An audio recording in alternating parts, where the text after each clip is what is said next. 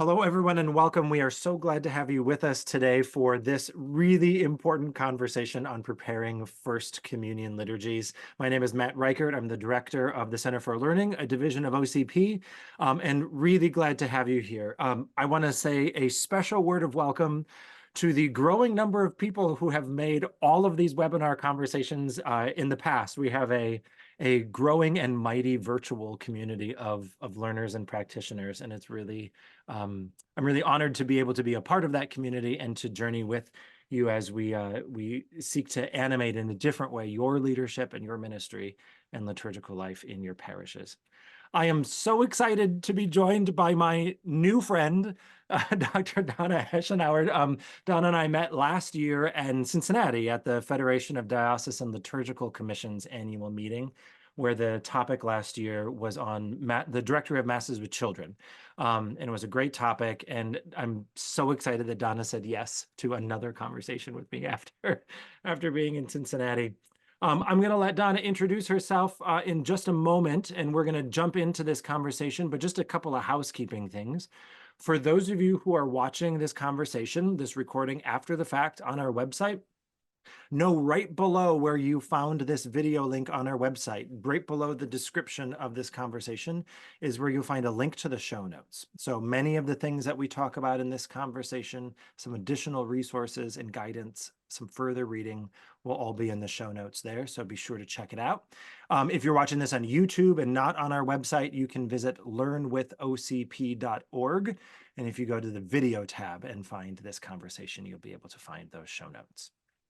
So without further ado, Donna, I'm going to let you introduce yourselves to our viewers.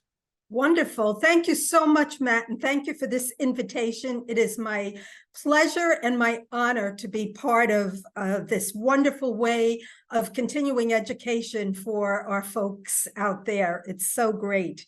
So I come to you from New York at St. Joseph's Seminary, commonly known as Dunwoody. It's the seminary for the Archdiocese of New York, but we are in partnership with the Diocese of Brooklyn and the Diocese of Rockville Center. And we also have seminarians from Bridgeport, Camden, and we're starting to have a following from Omaha, Nebraska. All right. So it's wonderful. And we have many religious communities that attend our seminary, as well as many laymen and women who come to us for their Master of Arts in theology. I'm blessed to be here for 12 years as one of the associate academic deans. But I also, by choice, I do teach liturgy, sacramental theology, and some courses on ministry. But I think what's most important for our conversation today is that prior to coming here in 2012, I was in pastoral ministry in the parishes for over 20 years in the Diocese of Rockville Center. And I worked as a religious educator. I was on the liturgy committee. I directed the catechumenate in a couple of parishes, and I coordinated preparation for First Communion as well as confirmation. So I come with a lot of experience, a lot of stories, and again, it's just my delight to be here to talk about this important topic today. Yeah, thanks, Dad. I really appreciate it. Mm-hmm. Again, check out the show notes at any point in time during this conversation or afterwards. Download them, share them with your community, your liturgical commission, your pastor, the principal of your school, wherever it needs to be shared. Also, if you have questions, things that we don't get to today and you're not quite sure where to find an answer or what an answer might be, you can feel free to reach out to us through our website. And if we can't find an answer, we'll point you towards someone who maybe can. All right, so Donna, before we go any further, I want to share my screen because I want to make sure that everybody who is with us or who views this conversation is aware of your book. And I love this book. I love this resource, written by you and published by our friends at Liturgical Press. First Communion Liturgies, Preparing First Class first celebrations. You can check out the book. You can search for it at Liturgical Press, and I would imagine wherever books are sold, you might have it already in your diocesan library or resource center. And I share this with all of you, dear viewers, because I want to make sure you know about it as a place for further reading.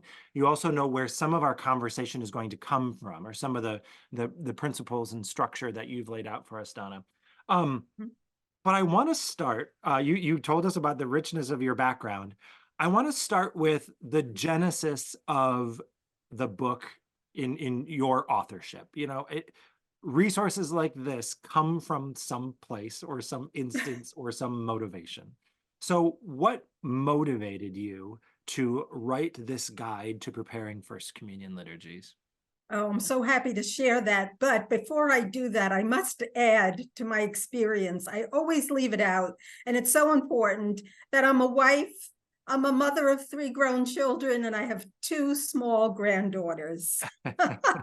I always leave it out. My husband would be so disappointed. But it does come into my experience very richly. So the genesis of this book, and I will say this is, of all the books I've written, this is one of my favorites. I have to say that.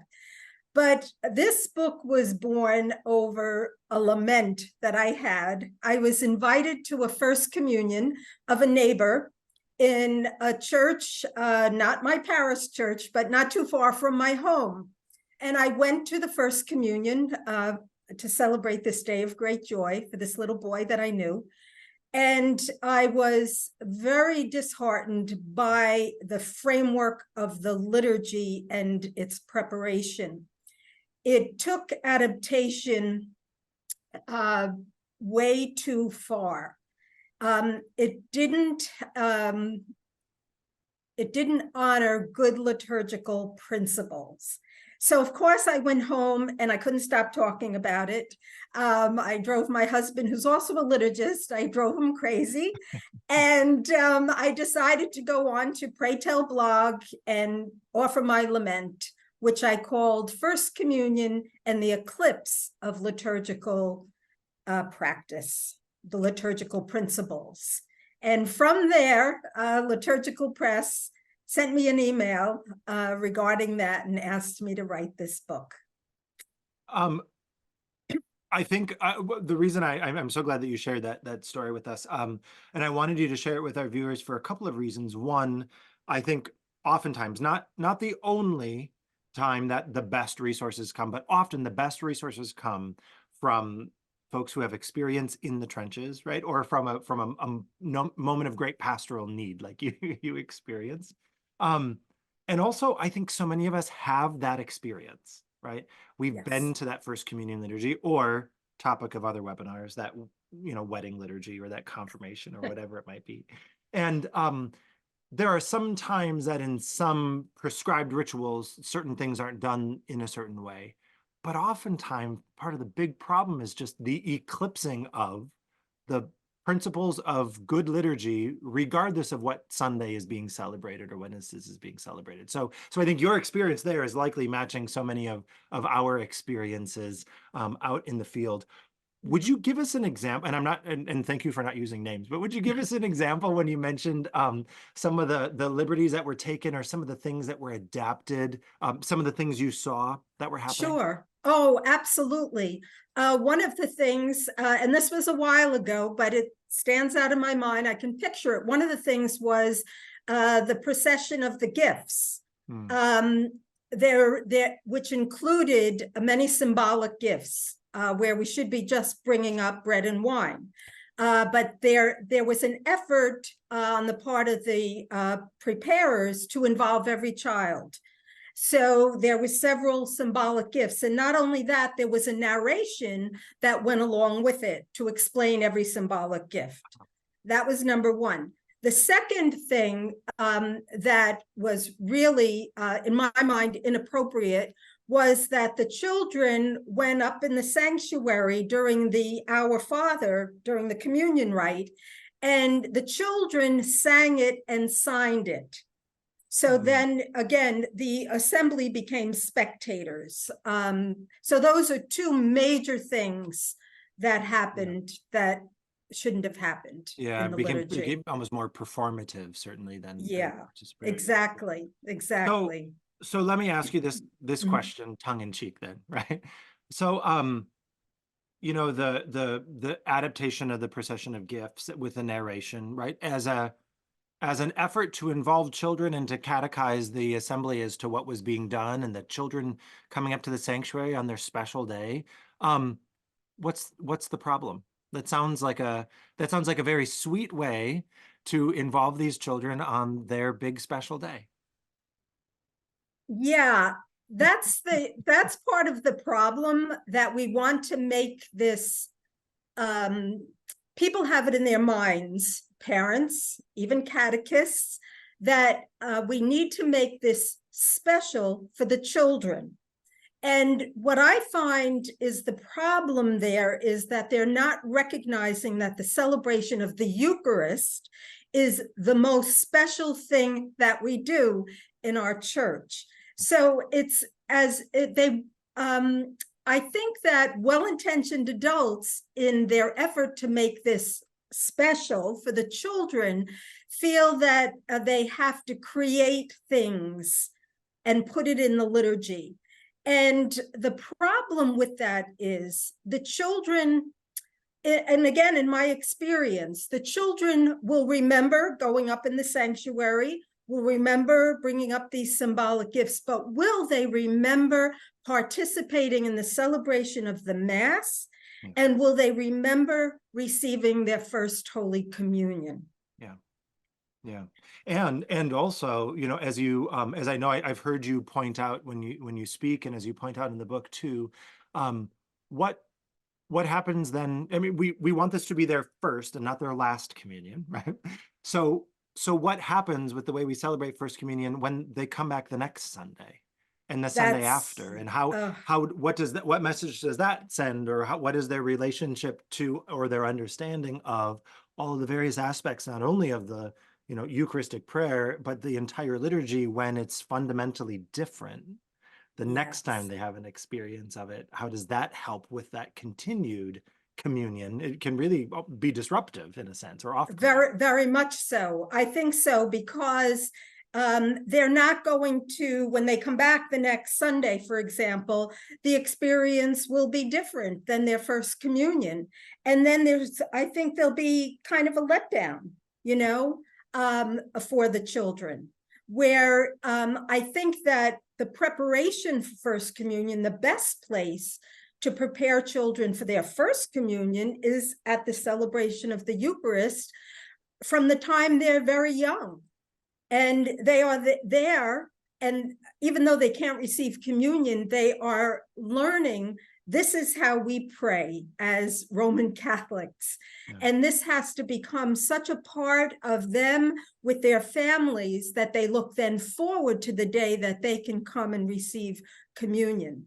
Right. And that is what makes it special, that they are actually receiving communion at that liturgy. No, that's well said. And I Yeah. know, and hopefully, as our time allows, and as we try to hit all of the points that we want to make, hopefully we'll have some time to talk, because I would imagine there's someone watching who's starting to ask similar questions that I'm wondering. It's one thing for me to get that. It's another thing to try to get, that well-intentioned person who plans First Communion and makes it this big crazy thing. How do we bring together everyone responsible for liturgical life in our community to be on that same page? But we'll get there. So first, I'd like actually to adapt a phrase from your book. You spend a good amount of time talking about and putting First Communion in context. So before we get into some of the guidance, for how to do exactly what you're talking about, how to celebrate liturgy well and liturgy with children well, to build this habit that then we're inviting children into, maybe if you could share with us some of your points from First Communion in context that are helpful for us to keep in mind. Oh, sure. I think this is one of the most important points that I make in the book. And it's not until chapter 3 that I actually get to this, the buildup toward it. But First Communion must be viewed as a parish liturgy. I think that's the most important thing, that First Communion is part of the parish. It's not something separate. And by that, I mean that very often in the preparing for the liturgy for First Communion, it's viewed as something that is, I think I use the language of being divorced from the liturgical life of the parish, something totally different. Totally different music is being used at the liturgy for First Communion. That was my experience when I first went to work in one of the parishes that I was in my very early days of doing this. And I remember saying to the pastor that I promise I will watch and wait the first year. I won't change anything. However, when we got to First Communion and we got past the First Communion, I said, we can't do this. We need to look at it before we have the next one. And he allowed that, but I knew I couldn't make a radical change right then and there. So the answer to that problem, as I think I express in the book, is that as we wanted to make changes and we wanted to pay attention to liturgical principles, that I, as the director of religious education at the time, collaborated with the priests in the parish, with the director of liturgy and the director of music and the Catholic school principals, that we all worked hard together and we examined what we were doing and we looked at how we were, in a sense, creating a false sense of uniqueness, as I expressed in the last question you put toward me, and that we didn't want to do that. We wanted First Communion to be a parish liturgy, even if it was celebrated outside of Sunday. And that's maybe something else we can talk about later. But even if it was on Saturday with 50 children, some people are in very large parishes, as this was, it should still look like a parish liturgy. Right. And the music should be the music we sing in our parish. And very often First Communion is celebrated during the Easter season. So it should be those beautiful Easter hymns that we sing throughout that season that people would be familiar with as well. Yeah. So that's what I mean, put it in context, that it's not something separate, which again, I have experienced that. This is different. And we make it look more like a classroom scenario, or I hate to say it, but maybe a soccer game or a dance recital where we all become the spectators instead of the assembly gathered with the children who will come to the table for the first time. Yeah. I'm not sure that we can answer this question or that it would do us any good to ask it or answer it, but I'm going to ask it anyway. And that is just as sort of a reflective question, which is, I wonder how, as time has gone on, we've gotten to this place where in many of our parish communities, this celebration is viewed as something separate. And I'm sure it's a morphing over time. I mean, I think oftentimes the practices that surround a parish's customs with First Communion are somewhat circumstantial or accidental or unintentional in the way they're formed. For example, we oftentimes, a wedding liturgy is a separate liturgy, right? Or sometimes baptism is celebrated after Mass, or confirmation is scheduled at a different liturgy at a different time. And so sometimes we celebrate First Communion. We put all of the other things, right, in a separate place. So we put First Communion there where we shouldn't. Sometimes it's by necessity, because if you have 100 First Communicants on a Sunday Mass at your usual 10 o'clock Mass with everybody else, that might not be, so maybe there's some practical need, but it shapes the way we think about the liturgy when we're not aware and intentional about what it is. And to me, I think the way that's was expressed to me most clearly recently, this is a question I get a lot of, Many of our viewers know that one of the webinar programs we run is something called the Liturgy Forecast, where we go through each part of the liturgical year. What's happening during this season? What do you need to know? What are the details? How are we going to experience it this year with the calendar? So be aware that that solemnity is on a Sunday, and etc. So I get a lot of how-to questions. Yeah. And one of the questions this time of year I get a lot of is something to the extent of, I looked on my shelf and I can find my new translation of the rite of baptism, but I can't find, is there a new translation for First Communion? Has that come out yet? Or I can't find my copy for the rite for First Communion. What do I do? And it's always, I mean, I understand why, because people are so cued to looking for the rite for the thing, but there isn't one, because it's our celebration of the Eucharist as a community on Sunday that is the order of events. That is the rite. That is the celebration. So celebrate it well, because it's not a whole host of other things. All the other stuff we do is cultural for our parishes, the way we observe that celebration. But the Sunday Eucharist, the liturgy, that is our norm, not some other volume. Do you ever get people who ask you, where do I find a copy for the rite of First Communion? Well, it's interesting, Matt, that you asked that question, because I bring that up in the book, that very often we don't have the pitfalls, as I call them, with confirmation, for example, because we have an order of confirmation, and we have usually very strict guidelines that are sent to the parishes from the bishop's office in what we need to do, and we follow that.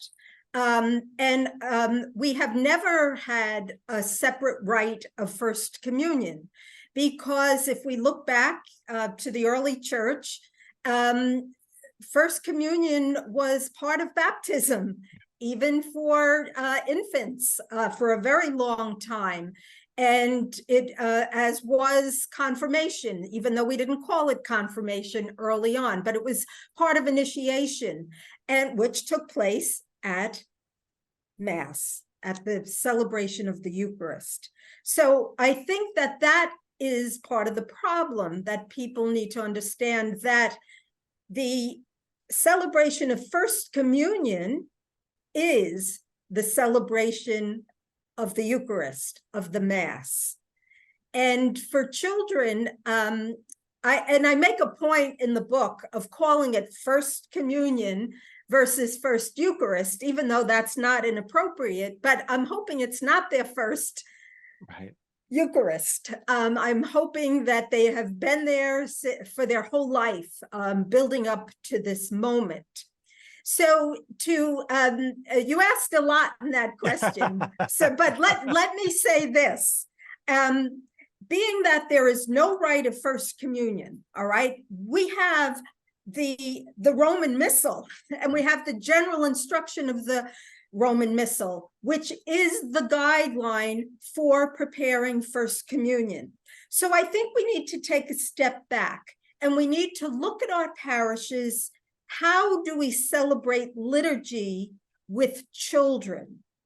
And I think that we have to examine that very, very carefully and make sure how we celebrate liturgy with children on a particular Sunday, or all Sundays, depending on your parish, does not deviate from the celebration of Mass as noted in the Roman Missal. Because I think, as many people would experience sometimes in what we inappropriately refer to as children's Mass or family Mass, we want to remember that there's only one Mass, and so we celebrate Masses with children. And the Directory of Masses with Children allows for adaptation, but we have to really understand that that document makes it clear that these little adaptations, right, not creating a whole new liturgy, but little adaptations is meant to prepare these children to celebrate with the whole parish community, with the adult community. And if we deviate too far from what our parish mass looks like, this is where I say we're creating a false sense of uniqueness, that we have to be careful. And if I could just add one more thing that we tend to do is showcase children. In other words, if we have a family mass on a Sunday, in many parishes, in my experience, they have the children doing everything. It really shouldn't be that way. We should include the children to do things with the adults. I'll give you an example. Ministers of hospitality have children and their parents greeting people at the door, have children and their parents, or children and adults bring up the gifts, for example, during Mass. But I once wrote an article called "And a Child Shall Lead with Them," meaning don't have the kids doing everything. And that same principle, I would say, goes for First Communion. At First Communion, I think it's a mistake to think that we have to have the children doing everything. They should be ideally ministered to that day. They shouldn't be the readers. They may, as the RCIA says, for the newly baptized, they may bring up the gifts, but it doesn't mean they have to. Let them just participate in the celebration of the liturgy and receive First Communion. And I think that in time they will grow into those different roles. But I think that's the ideal. And I'm a person of ideals. If I know what it is, I want to get there. But very often we have to take very small steps. Right.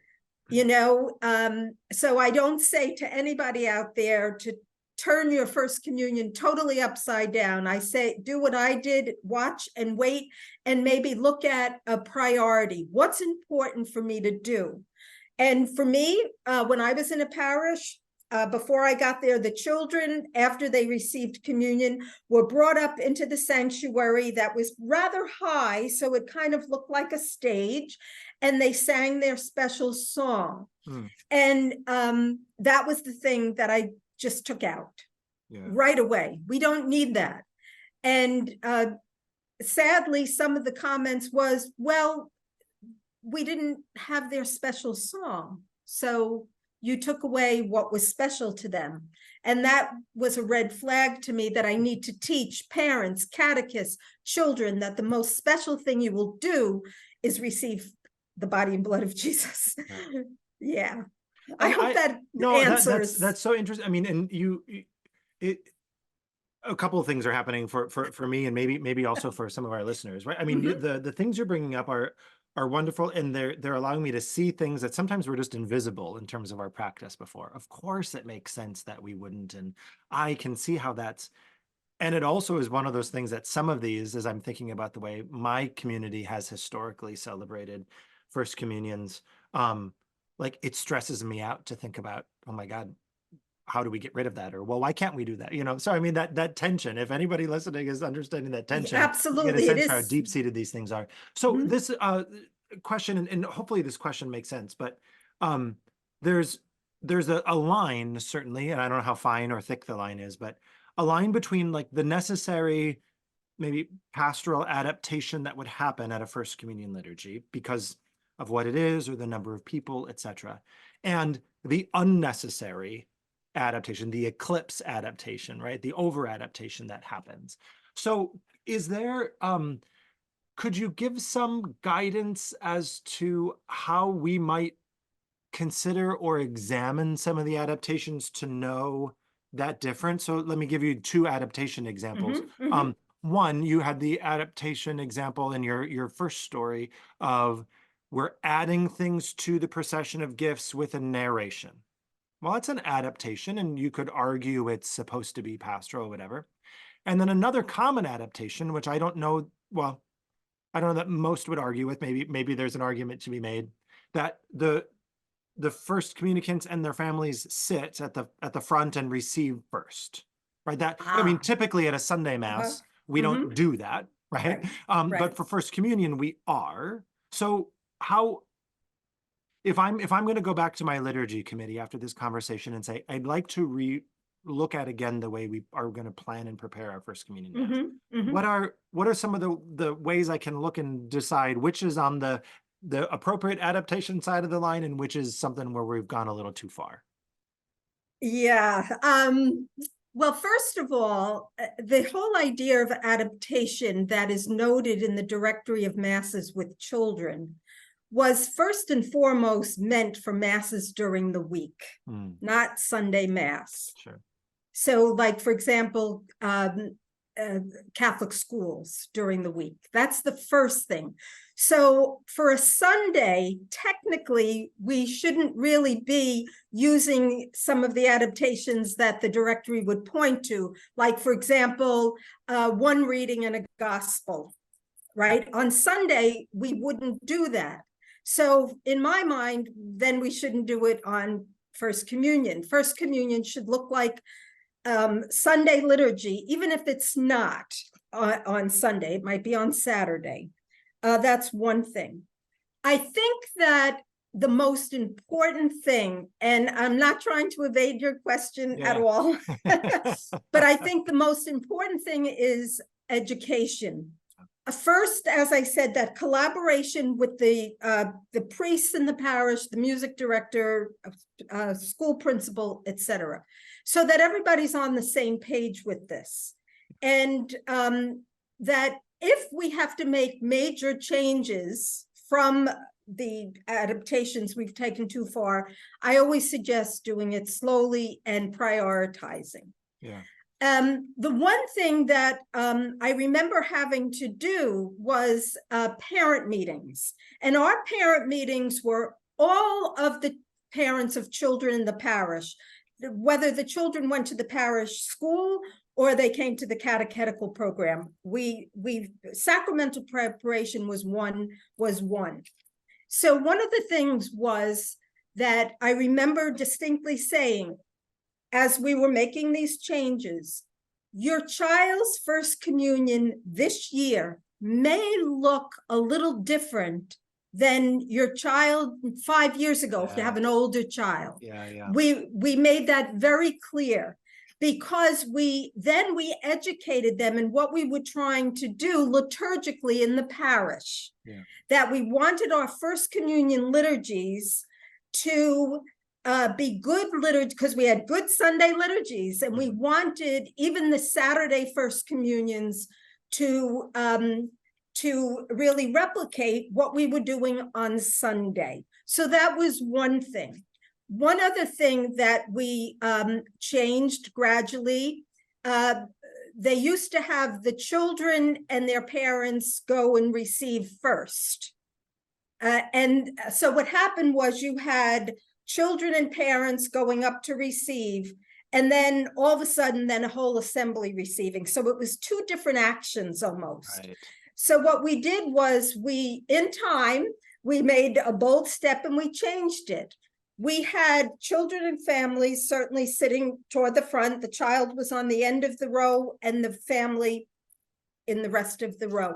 So when communion time came, it looked just like Sunday, that they were going up to receive. And it was the communion procession, which we explained to parents how important that is, what it means in the liturgy. And the parents were with their children because they were going up. Now this, if I might add, I've noticed a practice kind of in the past, maybe 5 years or so. I've noticed some parish are reverting back to have the children who are receiving communion sitting all up in the front. Yeah, and I've noticed it. And that's how I have to admit my First Communion was like that. But after the Second Vatican Council and the emphasis on the importance of families, we didn't do that in the church. We kept families together. And that's something that's noted in the Directory of Masses with Children as well. And I make the point in the book, if we have that practice of putting the children all up in the front, the problem with that I see is that the adults become the spectators. Right. Yeah, they're the audience. And in liturgy, there is no audience. Right. We are all there together. So again, going back to the preparation of catechists and parents, we focused on this. Yeah. And we really educated them in these very fine liturgical principles that are the teachings of our church. The church holds so dear.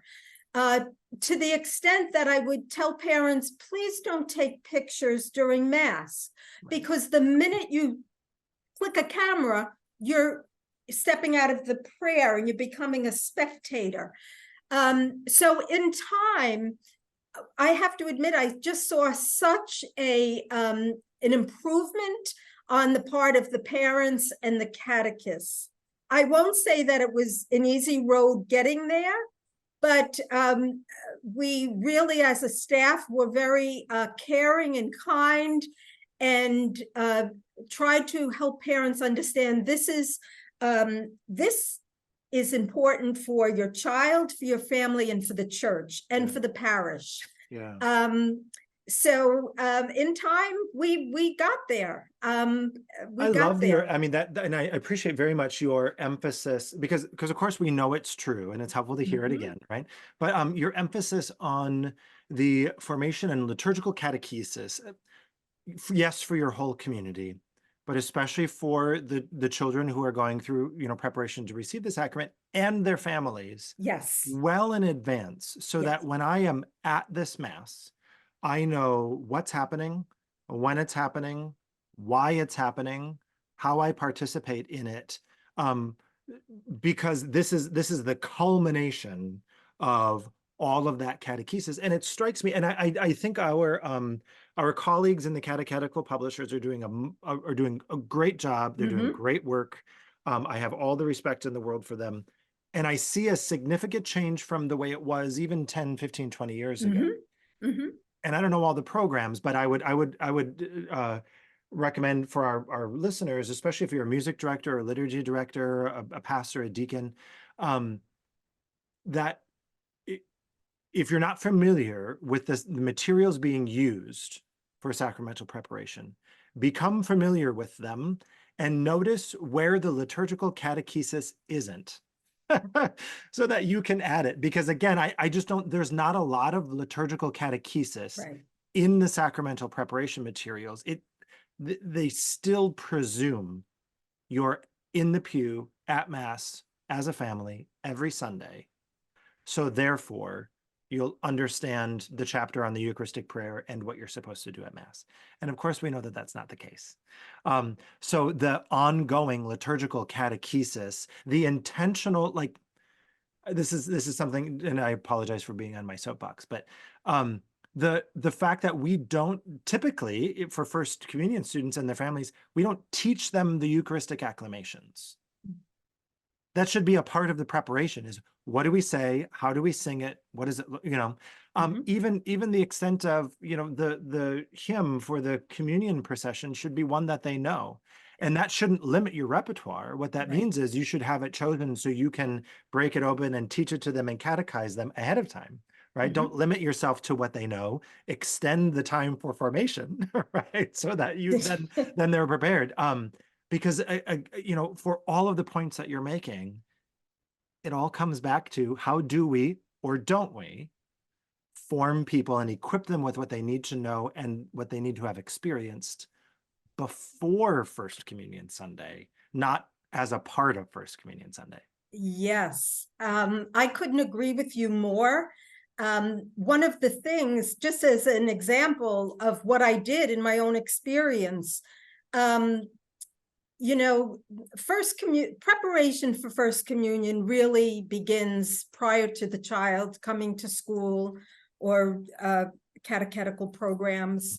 And that's why parent education at the baptism of the child is so important, as they prepare to bring their child for baptism.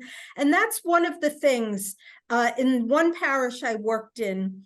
After studying the document, Our Hearts Were Burning Within Us, which is a pastoral guide to adult faith formation, there was a line in that book in that document that jumped out at me and said, there is no better place for a child to learn about faith than the family. Mm-hmm. So as I describe in the First Communion Liturgies book, I created a program for what we called level 1. It was essentially first graders, but not always. We moved away from grades.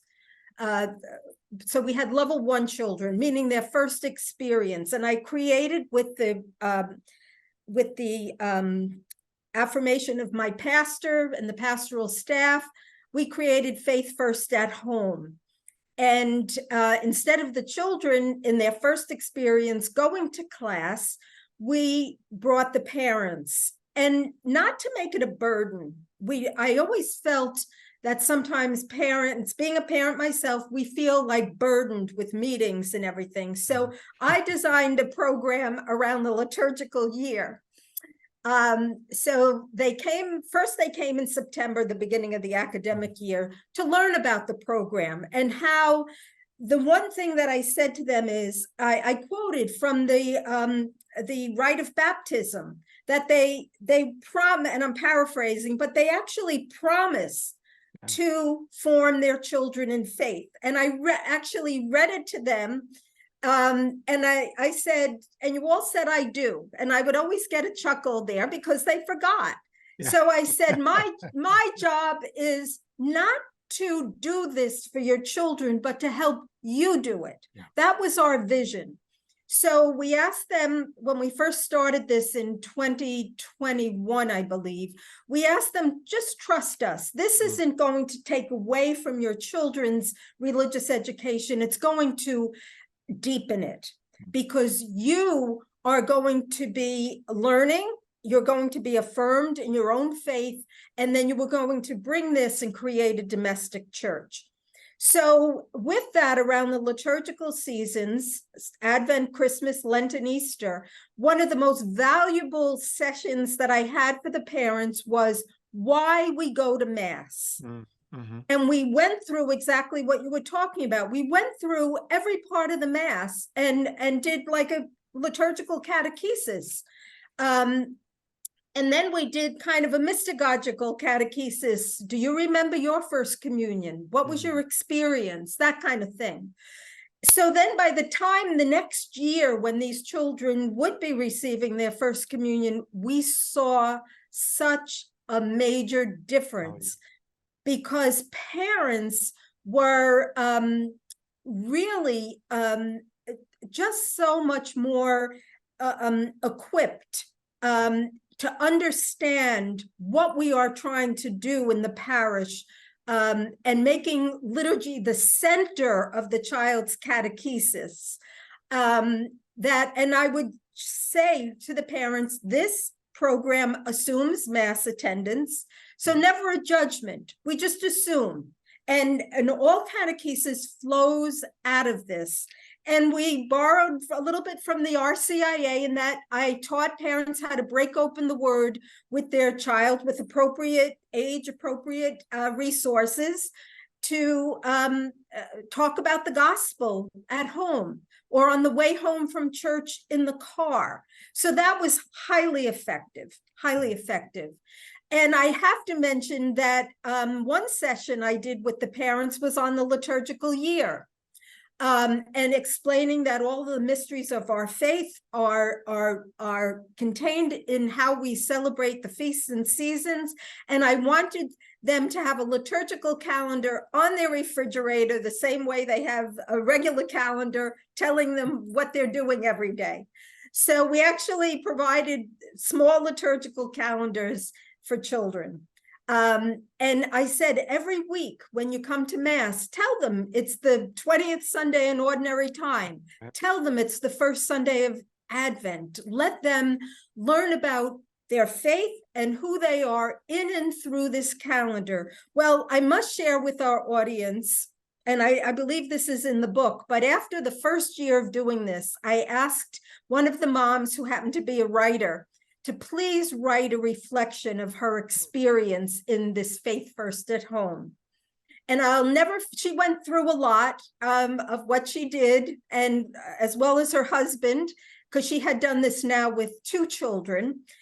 And her closing line was, "My son was as excited to tell me it was ordinary time as he was to tell me he could tie his shoe." Yeah. I love that. So great, so great. Yeah. And the parents, they came to me afterwards, and I'm talking about a lot of parents. It was a 6,000 family parish. They came to me and I said, "I have to tell you, I went to Catholic grammar school, Catholic high school, Catholic college, and I never heard of the liturgical year." So that was a really important piece of their liturgical catechesis. Well, and it's again another thing that maybe we know or have intuited, but by naming it, it pops up. The catechism refers to parents as the primary educators of their children, right? Any of the documents Yeah. from the Vatican to the USCCB for Catholic schools and Catholic education reminds teachers and school administrators that you are secondary teachers in support of the right. And I think, certainly the pandemic exposed for many of us how, poorly exercised or prepared the domestic church, right, is or was. And I'm still, so grateful for John Kyler, who was at Liturgical Press, and the folks at Liturgical Press, and OCP and GI and the other publishers for what they did to prepare for Holy Week at home, or ways that we could pray at home, right? I mean, to backfill as we realized where maybe we were a little lacking. Sure. The same thing happens in the general Sunday experience. And unfortunately, I get why, but unfortunately, I think many of us in liturgical ministry are frustrated when parents don't know things because they should. Well, sure. But as you pointed out, our role is to equip them. And so I think, for us to transition our understanding of how do we equip parents to be the primary liturgical formators and encouragers and teachers for their children might require us to form them for the first time, and not to suppose what they already know because we are frustrated they're not at mass every weekend. So I think to approach the equipping of families without the prerequisite or shibboleth of they already know the liturgical year, let's assume they don't, Right. and equip them with it. And then we're not only forming their child, but that whole family in their own liturgical formation. But that takes a mindset shift and how do we resource them? What do they need to be resourced? And that's what we have to provide, not what we've always provided for the last 30 years, or whatever the case might be. Absolutely. And in the book, I have a section on parent meetings that matter. Very often, we had parent meetings for these children outside of the Faith First at Home, but immediate preparation for the sacraments, one for reconciliation, one for First Communion. And the point of parent meetings that matter, parents come expecting very often when you call a meeting, I'm going to find out what day, what time, what do I wear, when do I get there? No, you could put that in an email. Our parent meetings, we did these joint with myself as the director of religious education, the Catholic school principal, and we had 2 of them in one parish, and the pastor. And we did them together because we felt that that was a sign that we were collaborating with our families and bringing them together. And the parent meeting was catechesis on the sacrament. And in other words, what does the Eucharist mean in your life? You're bringing your child to celebrate their first Holy Communion, but what does it mean in your life? Right. So, these parent meetings that matter are really adult faith formation. Right.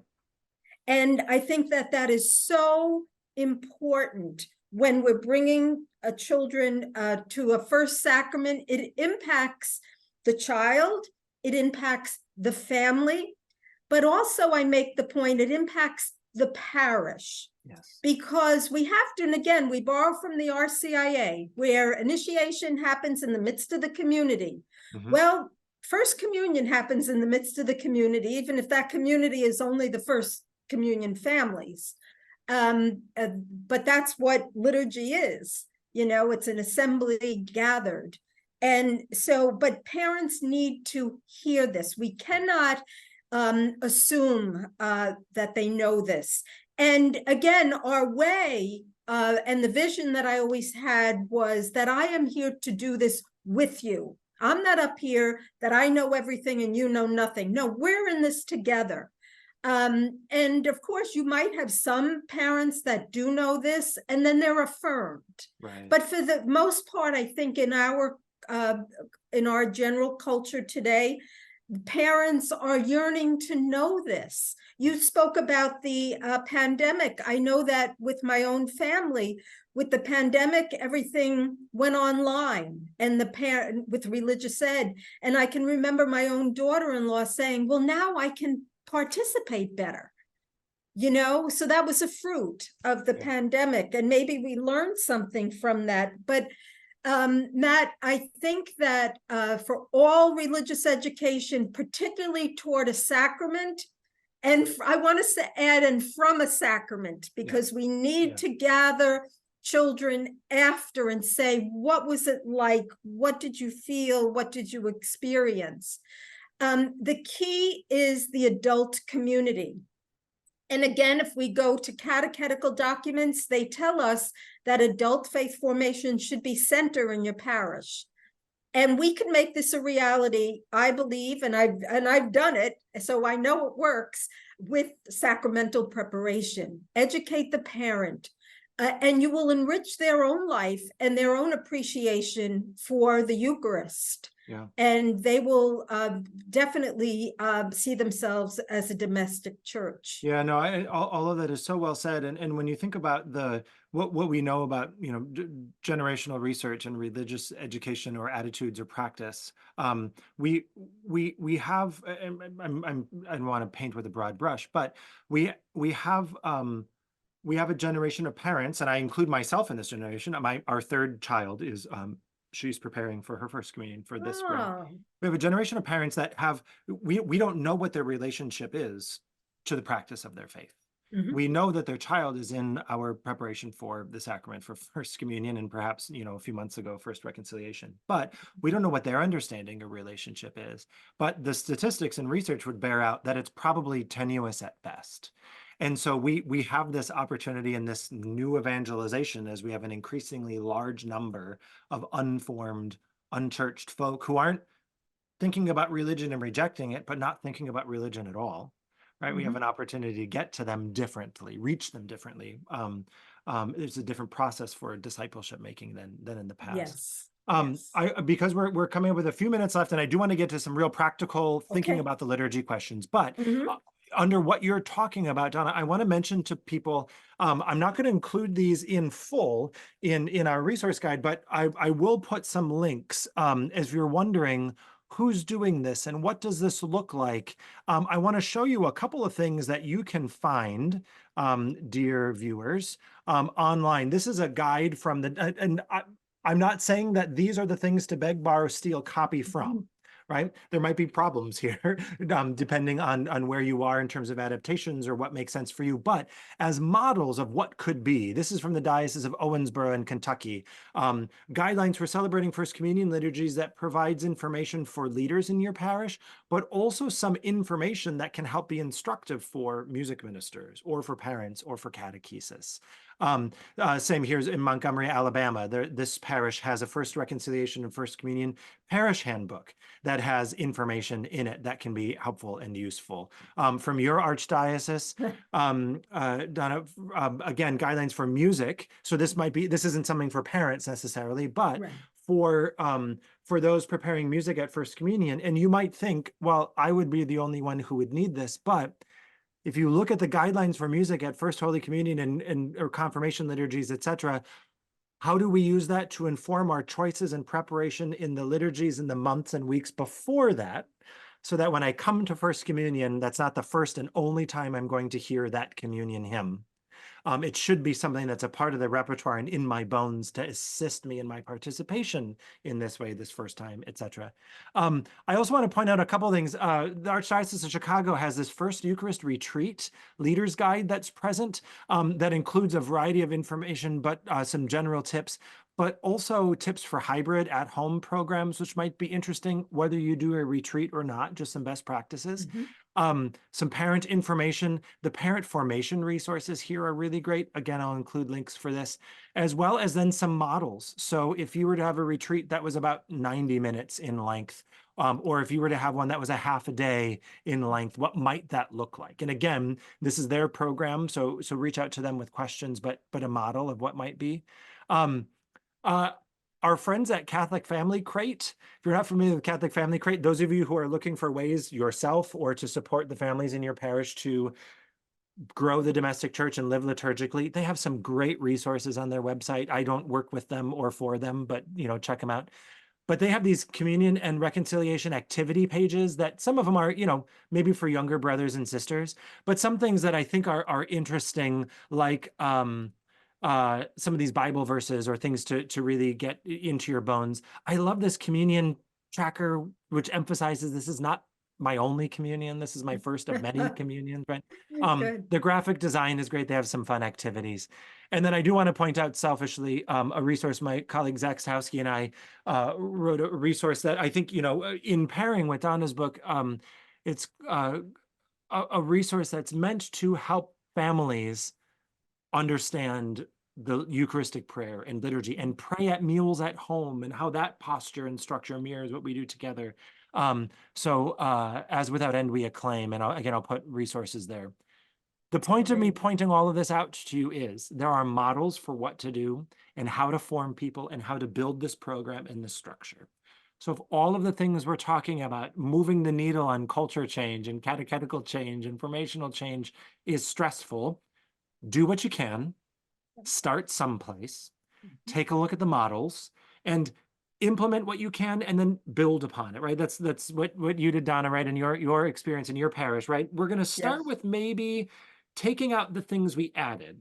And now maybe next year we'll start a couple months before we did even last year, explaining why.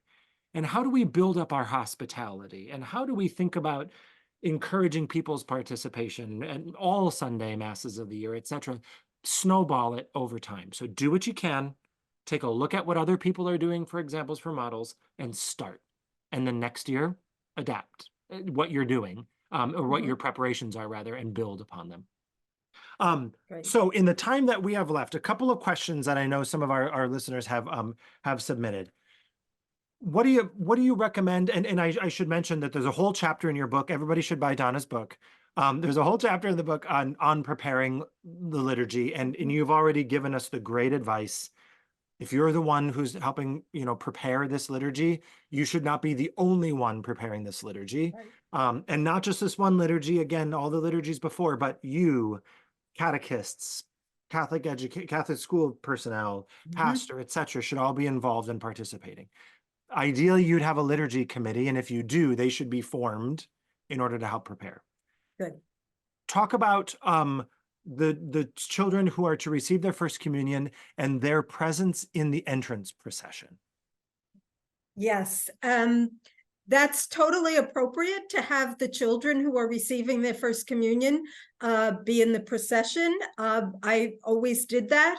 And again, when we gathered the children and their parents for a rehearsal a few days before, we went through, I talked through the Mass, and then I walked them through what they needed to do. So the first thing was that I told them what a procession is, and that we have processions, and they've seen processions on Sunday with the altar server holding the cross and the candles, and the priest and the deacon holding the book of the Gospels. And I said, and now you get a chance to be part of the procession. And I referred to it as a holy parade, because they all knew what a parade was, but that it was prayer, and how they would be, holding their hands in gesture, and that this gesture of holding their hands meant, here I am, Lord. So I talked, and then we'd go through it. Yeah. And then they would just go to their seat. And that always worked so nicely and prayerfully. That was the most important thing with the Yeah. procession. Yeah, and I mean, Mhm. and to emphasize the importance of teaching them and rehearsing, so that they're Mhm. comfortable and confident, so that you don't have, the train wreck, but also Right. so that they might actually have the comfort and confidence to enter into that prayerful moment and that symbol of that particular moment instead of Exactly. worrying about where I go. That might happen. Um, Yes.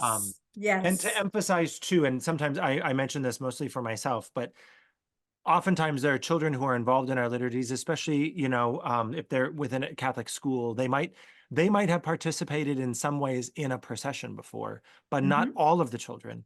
What they have seen, but this might be the very first time they're That's right. involved in a procession. And Mhm. so don't assume that Right. because most of these kids go to Catholic school or whatever the case might be, that they're going to Mhm. know. Even for those students, you're going to want to rehearse.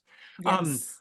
we have a question from a listener who wants to know, is it a requirement that the first communicants receive the Eucharist from a priest or the priest who's presiding, or can they receive from any Eucharistic minister, extraordinary minister who might be ministering that day? That's a great question. And I know that it's in a document somewhere, and I apologize, I don't know exactly where. And I don't know if it's canon law or I don't know, but the First Communion should be received from a priest. It doesn't have to be the priest main celebrant. We always had another priest come over, so we would have two lines going up the center and two priests there. So I know that I have read that they should be receiving from a priest and not from an extraordinary minister of Holy Communion for the Yeah. first time. Yeah. And I'll mention this. We mentioned this in several other conversations that we've hosted, and I don't think we mentioned it yet today. Of Mhm. course, in all of this, make sure you're checking. Well, obviously, make sure you're communicating with your pastor or the person who will be presiding. But also, Absolutely. please make sure that you are checking to see what type of guidance or guidelines or special instruction or direction might be coming from your diocesan office and your bishop. So it might be the case in your diocese where the bishop says, you know what, this is how we're going to handle it. But Mhm. make sure that in terms of guidance and Right. all those other ground rules, you're aware of that. Um, Yeah, there are that's all. Oh, go ahead, really please. important. No, that's Yeah. really important. In fact, when I was writing this book, there's someplace in it where I mentioned that in many cases the diocese doesn't have guidelines for First Communion, Mm, and that I mentioned that as being a problem. And when I talked to some colleagues about it, there was hesitation to do that. But certainly, if a diocese, you want to always go to, right. yeah, if there are any, that's important, definitely. There are all kinds of, well, there's lots that we could talk about. There's a whole nother webinar on selecting music, right, for this particular liturgy. Mhm. And so I mean, we won't take a whole lot of time with this, but general principles, some things to add, and then Donna, for your input too. Again, like you mentioned several times, I think so aptly and importantly, uh, we should experience this like a Sunday liturgy. Yep. So there might be things that we do that are particularly festive. Maybe we have additional instrumentation, but likely this is during the Easter season. They should be music that celebrates the Easter season, right? That Yes. fits with the readings, that is something that the community can sing and participate in. So Yeah. again, First Communion is not the time to introduce that brand new piece, right? It's something that not only the first communicants and their families, but the entire congregation should be able to participate in. So maybe you use something that's familiar at school liturgies, right? But make sure you've used it for the weekend or two beforehand so your congregation knows it. But make sure that it's something participatory, something Mhm. familiar, something that the congregation is participating in. That would be the biggest thing I would add. Anything in addition to those points, Donna, you would mention regards music? Well, my rule of thumb was let the director of music choose the music, not the director of religious education, because sometimes, they want their favorite hymn or whatever. Right. But that was always the rule of thumb in the parishes that I worked in. And again, it was following the guidelines of Sing to the Lord, Yeah. as every parish should be doing, and singing the hymns that the parish is singing. Yeah. I would absolutely affirm that. And Mhm. then finally, Mhm. one other question that we received, I'm paraphrasing this. This will be our last Okay. question, and then we'll do Okay. some final thoughts and we'll pray. Um, we've spoken obviously about preparing the students who are about to receive First Communion, or the children about to receive, and about the Mhm. importance of their families' formation and liturgical catechesis in our congregations as a whole. What would you recommend in terms of information sharing, guidance, formation for that community that tends to gather at that 10 a.m. Sunday Mass, that First Communion is next weekend or 2 weekends from now, etc. Um, and Mhm. here's the reason for the question. Yeah. My experience often is some version said as directly or implied, next Sunday at this time is First Communion Mass, so you might want to go some other time because it's going to be crazy. Okay, maybe, but we don't tend to do a lot of formation of my role as someone who's in the congregation and participation of welcoming in. So are there opportunities for formation and guidance for the congregation or for the members of the congregation that typically gather at that time to pray when the First Communion liturgy is happening? Oh, that is such an important question. And again, all we have to do is borrow from the rite of Christian initiation of adults. Yeah. Um, it, with that, we would form, by way of bulletin article, in a homily. We want to tell the community how important their presence is, because initiation is their responsibility.